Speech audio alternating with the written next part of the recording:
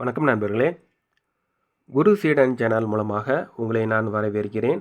நான் பிரேம் தர்மா, ஓஷோவின் சீடன்.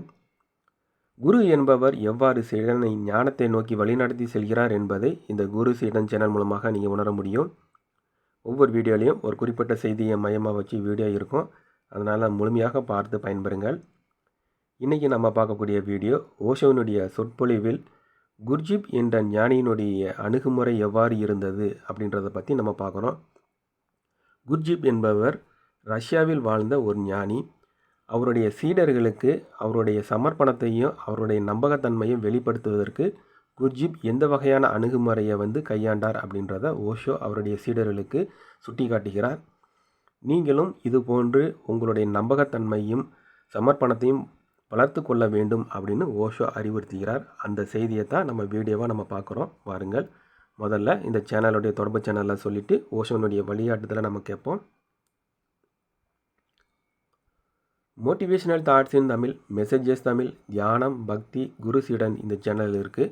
உங்களுக்கு பிடித்தமான சேனலாக ஃபாலோ பண்ணுங்கள். இதற்குண்டான லிங்க் கீழே இருக்குது, செக் பண்ணி பாருங்கள். இப்பொழுது ஓஷோனுடைய வழிகாட்டுதலை நம்ம கேட்போம். இந்த நூற்றாண்டில் இது குர்ஜிப்பிடம் நிகழ்ந்திருக்கிறது. ஏராளமான பேர் அவரை நோக்கி ஈர்க்கப்பட்டார்கள். ஆனால் புதிதாக வரும் சீடர்களுக்கு அவர் மிகவும் நெருக்கடியான சூழ்நிலையை உருவாக்குவார். எந்த அளவுக்கு என்றால் அவரை அவர்கள் முழுமையாக நம்பாவிட்டால் உடனடியாக அவர்கள் இந்த இடத்தை விட்டு ஓடிவிட வேண்டியிருக்கும். முட்டாள்தனமான விஷயங்களை கூட அவர்கள் முழுமையாக நம்ப வேண்டியிருந்தது. மேலும் அந்த முட்டாள்தனங்கள் திட்டமிட்டே திட்டப்பட்டன. குர்ஜிப் தன் பாட்டுக்கு பொய் சொல்லிக்கொண்டே போவார். காலையில் ஒன்றை கூறுவார், மதியத்தில் வேறொன்றை கூறுவார், மாலையில் முற்றிலும் எதிரான ஒன்றை கூறுவார். ஆனால் இது பற்றி நீங்கள் கேள்வி எதுவும் கேட்கக்கூடாது. உங்கள் தர்க்க ரீதியான மனதை முற்றிலுமாக தகர்த்தெடுப்பதற்கே இப்படி அவர் நடந்து கொள்வார்.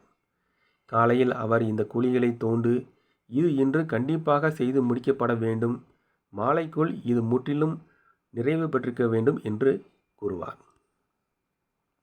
ஆகவே நாள் முழுவதும் அதை நீங்கள் தோண்டி கொண்டு இருப்பீர்கள். உழைத்து களைத்து போயிருப்பீர்கள். வேர்த்து விறுவிறுத்து கொண்டு இருப்பீர்கள். உணவு கூட உட்கொண்டிருக்க மாட்டீர்கள்.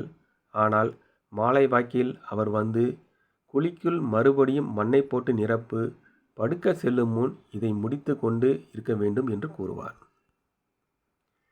ஒரு சராசரி மனிதன் இந்நிலையில் என்னையா இது, முழு நாளையும் நான் வீணாக்கி இருக்கிறேனே, இது மிகவும் அவசியமான ஒரு காரியம் போலும், எனவே தான் மாலைக்குள் அதை முடித்தாக வேண்டும் போலும் என நான் எண்ணிக்கொண்டு இருந்தேன். நீர் மறுபடியும் மண்ணை போட்டு மூடு என்கிறீரே என்பான். ஆனால் இப்படி நீங்கள் கேட்டால் குர்ஜிப் கூறுவார், உடனடியாக இங்கிருந்து ஓடிவிடு, இடத்தை காலி செய், நான் உனக்கானவன் அல்ல, நீ எனக்கானவன் அல்ல என்பார். குழியை தோண்டுவதோ நிரப்புவதோ அல்ல முக்கியம். அவர் அபத்தமானவராக தோன்றும்போது கூட அவரை நீங்கள் முழுமையாக நம்ப முடியுமா முடியாதா என்பதையே அவர் சோதித்து கொண்டிருக்கிறார். இந்த இடத்துல பாருங்கள், குரு என்பவர் எவ்வாறு சீடனை சோதிக்கிறார் அப்படின்றத இந்த இடத்துல ஓஷோ அவர்கள் சுட்டி காட்டுகிறார். உங்களால் அவரை பரிபூர்ணமாக நம்ப முடியும்.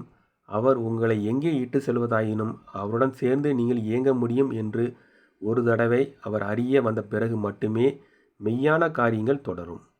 அதோடு சோதனை முற்று பெறுகிறது. நீங்கள் பரிசோதிக்கப்பட்டு தகுதியானவர் என இனம் கண்டு கொள்ளப்பட்டு இருக்கிறீர்கள்.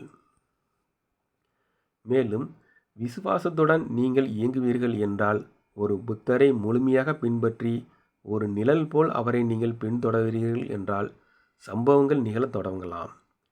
அவர்களுடன் நீங்கள் எதிர்வாதம் செய்தால் நீங்கள்தான் இழப்பவர் ஆவீர்கள்.